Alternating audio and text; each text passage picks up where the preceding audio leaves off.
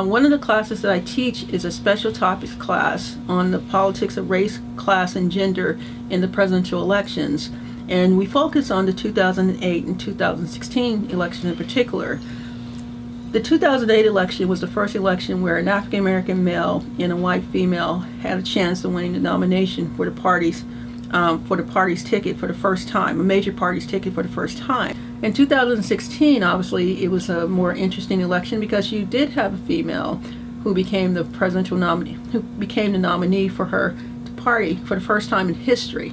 You know, our first president was 1789, George Washington, and not since then has a female received that nomination for a party's ticket, on a major party ticket. Who or what got Trump into the White House? Was it a combination of both, like economic anxiety and racial resentment, or was it all racial resentment, like clouding economic anxiety, or what was it? Well, statistically speaking, if the economic anxiety thesis was correct, Black, Latinos, and Native Americans would have flocked toward Trump. If that was correct, like if it was an accurate thesis, if it really was true, then that certain like group of people, they would have voted for him immediately.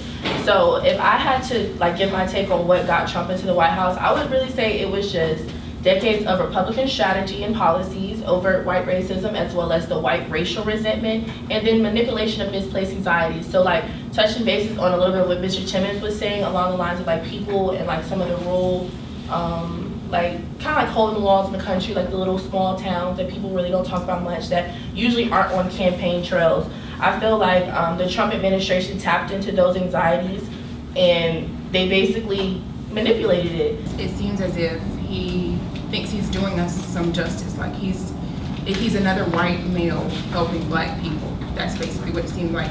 And he even stated that with this executive order, we will make HBCUs a priority in the White House, an absolute priority. A lot of people are going to be angry, but they're not a priority, but that's okay. So just like the language that he uses to describe the order is not that he's doing us any like particular good.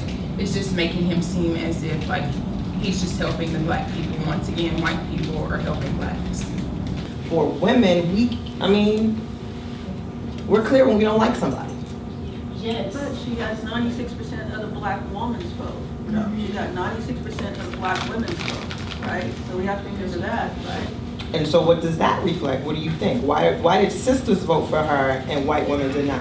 And I feel good. I was gonna say I get what you're saying, because we are very strong, and it's like it takes so much for to change our mindset and to change our form and everything. We'll give everybody a chance, and we'll give you a chance until you finally prove us wrong that we shouldn't. So with that being said, on Hillary Clinton, I'm gonna say this.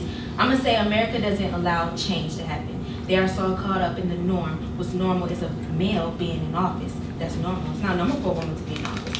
And so Black women, for us, we wanted to see a difference. We wanted to see a change. We gave her a chance. We wanted to give her a chance because she is a woman, and she can prove something that others can't. And males, so far, a lot of male presidents didn't do a great job. So what's the harm in a woman trying? And we also didn't want Trump. Yeah,